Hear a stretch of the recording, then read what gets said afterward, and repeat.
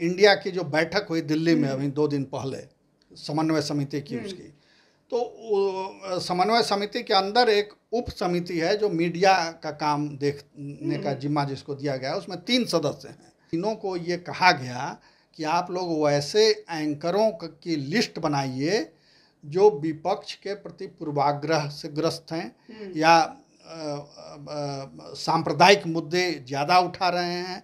ऐसे एंकरों की लिस्ट बनाइए और उन एंकरों के डिबेट में इंडिया की ओर से कोई नेता शामिल नहीं होगा।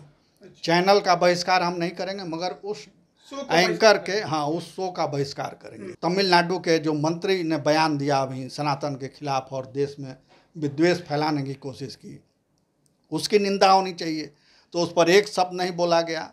और दूसरी ओर मीडिया को सबक सिखाने की कोशिश हो रही है। जब मुलायम सिंह मुख्यमंत्री थे यूपी में, तो अखबारों के दफ्तर में घुस के पिटाई की गई थी पत्रकारों की। तो ये सब चीज़ें हैं, इससे अतीत इन लोगों का इतना दागदार है कि उससे भय होता है। कोर्ट में कितने केस पेंडिंग हैं? लगभग 5 करोड़ कहा जा रहा है कि 5 करोड़ से ज़्यादा केसेस पेंडिंग हैं, नीचे से लेकर के सुप्रीम कोर्ट तक। तो उन पर अगर सवाल उठाए जाते हैं या जो अपराधी छूट जाते हैं अदालतों से, उन पर अगर मीडिया सवाल उठाती है तो ये नागवार गुजरता है।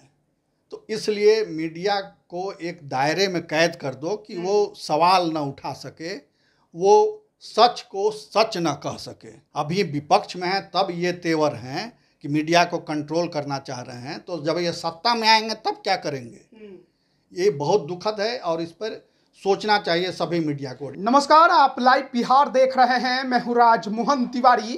एक तरफ जहां पूरे देश में 2024 लोकसभा चुनाव की तैयारी चल रही है, वहीं दूसरी तरफ मीडिया को लेकर भी सवाल खड़े हो रहे हैं। विपक्षी गठबंधन यानी INDIA गठबंधन के अंदर ही मीडिया को लेकर एक अलग राय बनाई गई है, तो वहीं सुप्रीम कोर्ट के तरफ से भी इस पर एक फैसला लेने की बात कही गई है। इस पर पूरे विस्तार से जानकारी देने के लिए हमारे साथ वरिष्ठ पत्रकार प्रवीण बागी हैं। चुनाव की तैयारी और मीडिया पर सवाल। देखिए, मीडिया को हमेशा तलवार की धार पर चलना होता है और ये पहली बार नहीं है जब मीडिया पर सवाल उठाए गए हैं या मीडिया की आवाज़ को कम करने की कोशिश की गई है, उस पर अंकुश लगाने की कोशिश हो रही है। ये होता रहा है। अंग्रेजी राज से लेकर के और आज़ाद भारत की तमाम सरकारों ने भी इसमें कोई कोर कसर नहीं छोड़ रखी है। और कांग्रेस का तो इतिहास इसमें सबसे कलंकित इतिहास रहा है। मीडिया की स्वतंत्रता को लेकर के कांग्रेस जितना खराब बिहेव की है, वो उतनी शायद दूसरी पार्टियों ने नहीं किया होगा। मीडिया पर सेंसरशिप लगा, इमरजेंसी में मीडिया का मुंह बंद किया गया था। उसके बाद जब राजीव गांधी प्रधानमंत्री बने तो उन्होंने भी एक मीडिया पर बिल लाया था जिसमें मानहानि विधेयक या क्या ऐसा कुछ नाम था उसका बिल का, जिसमें मीडिया पर अंकुश लगाने की कोशिश हुई थी। उसके बाद फिर जगन्नाथ मिश्र बने थे यहाँ कांग्रेस के मुख्यमंत्री बिहार में, उस समय भी बिहार प्रेस बिल करके एक बिल लाया गया था जिसमें मीडिया को कैद करने की कोशिश की गई थी, उसका मुंह बंद करने की कोशिश की गई थी। और कम्युनिस्ट भी नहीं चाहता है कि फ्री प्रेस हो। जहाँ कम्युनिस्ट शासन है जिस प्रदेशों में, जिन देशों में, वहाँ आप देख लीजिए कि मीडिया के साथ क्या व्यवहार होता है। उसी तरह से राजद का भी ट्रैक रिकॉर्ड बहुत अच्छा नहीं है। हालांकि वो कांग्रेस की तरह ज़्यादा आक्रामक नहीं है ये पार्टी, मगर अभी जदयू का तेवर देखने के लायक है इस मामले में। मुख्यमंत्री तो खुलेआम कहते हैं कि आप लोग दिल्ली वालों के कब्जे में हैं अभी, मगर वो सरकार जब हटेगी तब आप लोग भी आज़ाद हो जाइएगा तो लिखिएगा, हमारी बातें आप लोग नहीं लिखते हैं।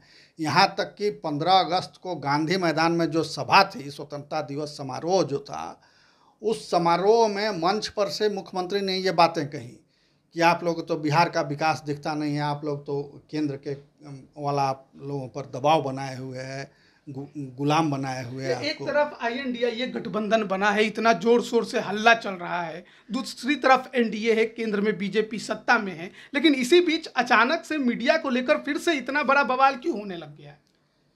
इसकी वजह ये है कि मीडिया विपक्ष के नेताओं से ज़्यादा सवाल कर रहा है। और सवाल कैसे हो रहे हैं? उनके भ्रष्टाचार पर सवाल हो रहे हैं, उनके परिवारवाद पर सवाल हो रहे हैं। ये संजोग है कि यही मुद्दे बीजेपी भी उठा रही है और मीडिया भी उठा रही है। तो ये नागवार गुजर रहा है। जो लोग भ्रष्ट हैं उनसे आप पूछिए कि आपने भ्रष्टाचार क्यों किया, तो स्वाभाविक है उनको बुरा लगेगा, गुस्सा आएगा। तो यही स्थिति है, इसीलिए मीडिया से नाराज़गी है। जैसे अभी इंडिया की जो बैठक हुई दिल्ली में अभी 2 दिन पहले, समन्वय समिति की उसकी, तो समन्वय समिति के अंदर एक उप समिति है जो मीडिया का काम देखने का जिम्मा जिसको दिया गया है। उसमें 3 सदस्य हैं। एक मनोज मिश्रा जी हैं, मनोज झा राजद के जो हैं राज्यसभा सदस्य। दूसरे वो चड्डा जी हैं, उसके आपके हाँ राज्यसभा में हैं चड्डा। और तीसरे हैं कांग्रेस के जयराम रमेश। तो इन तीनों की कमेटी है। इन तीनों को ये कहा गया कि आप लोग वैसे एंकरों की लिस्ट बनाइए जो विपक्ष के प्रति पूर्वाग्रह से ग्रस्त हैं या सांप्रदायिक मुद्दे ज़्यादा उठा रहे हैं, देश में भड़काने वाली बातें कर रहे हैं, जनता को गुमराह करने वाली बातें कर रहे हैं। ऐसे एंकरों की लिस्ट बनाइए और उन एंकरों के डिबेट में इंडिया की ओर से कोई नेता शामिल नहीं होगा। चैनल का बहिष्कार हम नहीं करेंगे, मगर उस एंकर के उस शो का बहिष्कार करेंगे। ये हो गई एक बात। और खतरे की बात यह है कि अभी ठीक 2 ही दिन पहले सुप्रीम कोर्ट ने भी एक निर्देश जारी किया।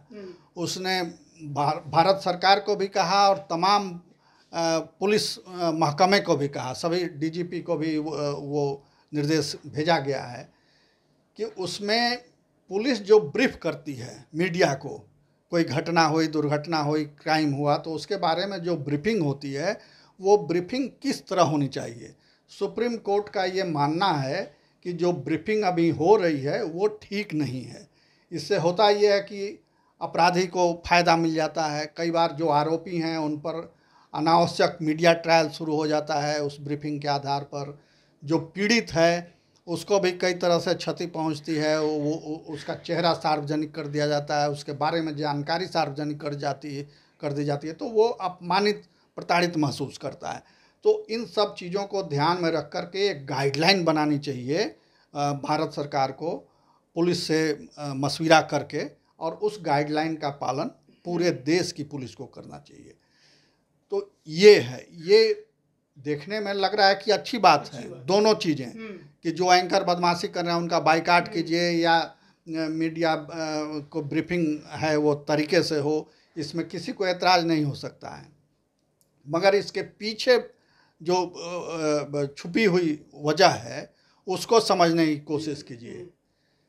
कोर्ट में कितने केस पेंडिंग हैं? लगभग 5 करोड़ कहा जा रहा है कि 5 करोड़ से ज़्यादा केसेज पेंडिंग हैं, नीचे से लेकर के सुप्रीम कोर्ट तक।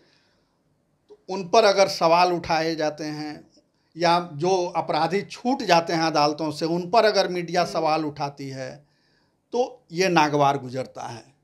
तो इसलिए मीडिया को एक दायरे में कैद कर दो कि वो सवाल न उठा सके, वो सच को सच न कह सके।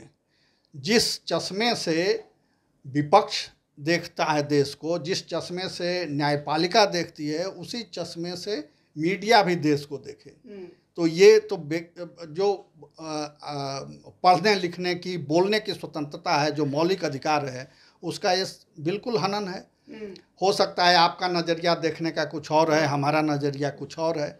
और अभी देश में इतने पर्याप्त कानून बने हुए हैं कि उसके आधार पर कोई भी अगर गलत कर रहा है, चाहे वो मीडिया ही क्यों ना हो, गलत खबर दिखा रहा है, गलत सूचनाएं प्रसारित कर रहा है, तो उस पर कार्रवाई हो सकती है। कितने मीडिया वाले पकड़े गए, सजा हुई, जेल में गए। अभी जो यूट्यूबर हैं मनीष कश्यप, उसका उदाहरण, ताज़ा उदाहरण सामने है बिहार में, कि कैसे उन्होंने एक फेक वीडियो चला दिया था, तो जेल में अभी भी पड़े हुए हैं। तो कानून तो आपके पास पर्याप्त हैं, आप उसका इस्तेमाल नहीं कर रहे हैं और नया कानून, नया गाइडलाइन बनाने की कोशिश कर रहे हैं। ये क्यों? इसकी ज़रूरत क्या आन पड़ी? कौन सा ऐसा पहाड़ टूट पड़ा, या मीडिया ने ऐसा कौन सा किसी का मीडिया ट्रायल कर दिया, अगर जिसका मीडिया ट्रायल हुआ और गलत हुआ तो वो कोर्ट में जा सकता है, कानून का सहारा ले सकता है, अगर गलत है तो उसको सज़ा मिलनी चाहिए।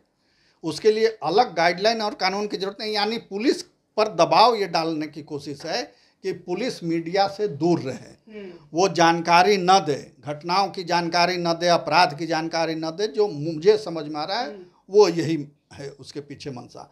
और जो इंडिया ने जो ये नया एक पैंतरा लिया है तो उसके पीछे मीडिया पर दबाव बनाना है कि आप विपक्ष के नेताओं के भ्रष्टाचार पर मत बोलिए, आप विपक्ष के नेता जो उटपटांग बयान देते हैं उस पर मत बोलिए। होना तो ये चाहिए था कि उसमें जो तमिलनाडु के जो मंत्री ने बयान दिया अभी सनातन के खिलाफ और देश में विद्वेष फैलाने की कोशिश की, उसकी निंदा होनी चाहिए, तो उस पर एक शब्द नहीं बोला गया। और दूसरी ओर मीडिया को सबक सिखाने की कोशिश हो रही है। उसमें इंडिया में सपा भी है, जिसके जब मुलायम सिंह मुख्यमंत्री थे यूपी में तो अखबारों के दफ्तर में घुस के पिटाई की गई थी पत्रकारों की। तो ये सब चीज़ें हैं, इससे अतीत इन लोगों का इतना दागदार है कि उससे भय होता है कि ये किस दिशा में आगे बढ़ रहे हैं। अभी विपक्ष में हैं तब ये तेवर हैं कि मीडिया को कंट्रोल करना चाह रहे हैं, तो जब ये सत्ता में आएंगे तब क्या करेंगे। ये बहुत दुखद है और इस पर सोचना चाहिए सभी मीडिया को। ये ठीक है कि मीडिया में भी बहुत सारे गलत लोग हैं, गलतियां होती हैं हमसे, मगर उसके सुधार के उपाय हैं, तरीके हैं, उसके लिए कानून बने हुए हैं। उस कानून के तहत आप कुछ कर सकते हैं। तो इस गठबंधन की जो बैठक हुई थी 2 दिन पहले दिल्ली में, जिसकी जिक्र आप कर रहे हैं, तो उसमें लिस्ट बनी एंकरों की? नहीं, अब वो बनेगा। वो कमेटी जो सब कमेटी है इनकी, वो सब कमेटी अब चैनलों को देखेगी, ऑब्जर्व करेगी। ऑब्जर्व क्या करेगी, उनके तो सबके नज़र में है। सारे नेशनल चैनल बैन हो जाने चाहिए। अब क्या करते हैं वो देखने वाली बात है कि वो क्या करते हैं। ये पहली बार नहीं, पहले भी कई दफ़ा हो चुका है, बाइकाट किया है पॉलिटिकल पार्टियों ने। तो ठीक है, उन आपको नहीं सूट करता है बाइकाट कीजिए, इसमें कोई ये बात नहीं। मगर ये आरोप लगाना इस तरह का कि मीडिया को बदनाम करने के लिए, ये मीडिया को बदनाम करने के लिए, दबाव बनाने के लिए और उसको अपना काम करने से रोकने के लिए। सर, इसमें एक और सवाल है कि बहुत लोग ये कहते हैं कि सवाल सत्ताधारी दलों से पूछना चाहिए, विपक्ष से नहीं। ये विपक्ष के नेता लगातार कहते हैं। क्या सचमुच देश में ऐसा माहौल बन गया है? क्या मीडिया उस तरह से काम कर रही है कि सत्ताधारी लोगों से सवाल नहीं कर रही है और विपक्ष से सवाल कर रही है? कैसे नहीं कर रही है? ये ठीक है कि प्रधानमंत्री से सवाल पूछने का मौका नहीं मिलता, चूँकि प्रधानमंत्री मीडिया के लिए उपलब्ध नहीं होते या कोई प्रेस कॉन्फ्रेंस वैसा नहीं करते जिसमें सवाल जवाब हो सके। मगर बाकी के तो मंत्री वो उपलब्ध रहते हैं, उनसे तो सवाल भी होता है। कहीं गड़बड़ी होती है या कुछ दुर्घटना होती है। अभी गुजरात में जो पुल टूट गया था उसमें कितनी खबरें दिखाई गई, कितनी खिलाफ में दिखलाई गई, सरकार के खिलाफ दिखलाई गई कि कैसे फर्जी दूसरे कंपनी को और उसका पुल का ठेका दिया गया था मेंटेनेंस का। तो दूसरे जो भाजपा शासित प्रदेश हैं वहाँ भी गड़बड़ियाँ होती हैं, तो वो भी दिखाई जाती हैं मीडिया में, सब कुछ आता है सामने। और अब ये संभव नहीं है, मीडिया का इतना विस्तार हो चुका है कि कोई सरकार या कोई मंत्री या कोई अपराधी चाहे तो खबर दबा दे, ये अब संभव नहीं है। ठीक है, 2-4 चैनलों पे नहीं आएगा, 2-4 अखबारों में खबर नहीं छपेगी आपके संबंध के आधार पर, मगर वही 2-4 चैनल और अखबार तो मीडिया का प्रतिनिधित्व नहीं करते। अब तो इतने सारे सोशल मीडिया के रूप में एक नई ताकत खड़ी हो गई है कि वो किसी भी सरकार को हिला सकती है, किसी भी अपराधी का मतलब लुटिया डुबो सकती है। तो ये चीज़ें समझ में नहीं आ रही हैं। और खतरे की घंटी जरूर है, और ऐसी प्रवृत्ति को समझने की ज़रूरत है, लोगों को समझने की ज़रूरत है। आज भी देखिए आप, कितने ऐसे यूट्यूब चैनल हैं, ढेरों यूट्यूब चैनल हैं, और नामी नामी पत्रकारों के हैं जो चैनलों में बड़े पद पर रह चुके हैं, काफ़ी समय तक अपना उन्होंने काम किया है, और वैसे लोग अब यूट्यूब चला रहे हैं। और उसमें देखिए आप, कितने सरकार के खिलाफ उसमें बातें कही जाती हैं। तो कहाँ किसी का यूट्यूब चैनल बंद किया गया, कहाँ किसी पर कोई केस मुकदमा लादा गया। बोलने के लिए आज़ाद हैं आप अपनी बात तथ्य के साथ, मगर तथ्य होना चाहिए उसमें। अगर जो आप कह रहे हैं वो तथ्यहीन कह रहे हैं तो वो पत्रकारिता नहीं है, वो एजेंडा है। आप एजेंडे के तहत चल रहे हैं, और इसलिए पत्रकारों को भी ये सावधानी जरूर बरतने की ज़रूरत है कि आप जो कहें वो तथ्य पर आधारित हो, उसका फैक्ट होना चाहिए। बहुत बहुत धन्यवाद आपका। तो देखिए, अब मीडिया भी सवालों के घेरे में। पहले भी ऐसे कई बार खबरें आ चुकी हैं, लेकिन अब जो INDIA गठबंधन बना है, उस गठबंधन की 2 दिन पहले दिल्ली में बैठक होती है और उसमें ये कहा जाता है कि लिस्ट बनाई जाए उन एंकरों का जो इस तरीके की प्रवृत्ति का इस्तेमाल करते हैं, इस तरह से इस तरीके के सांप्रदायिक बहस कराते हैं, तो उनके बहिष्कार करने की बात सामने आ रही है विपक्ष के द्वारा। वहीं सुप्रीम कोर्ट का जो गाइडलाइन है, उसको लेकर भी कई तरह के सवाल हैं। तो मीडिया हमेशा से सवालों के घेरे में तो रही है, लेकिन 24 का चुनाव नजदीक है, उसी बीच में सुप्रीम कोर्ट और विपक्ष का जो ये रवैया है, इसको देखते हुए ये जरूर कहा जा सकता है कि मीडिया पर भी अब खतरे की घंटी बज रही है। बने रहिए लाइव बिहार के साथ। आप सभी का बहुत बहुत धन्यवाद। लाइव बिहार यूट्यूब पर सब्सक्राइब और फेसबुक पर लाइक जरूर करें।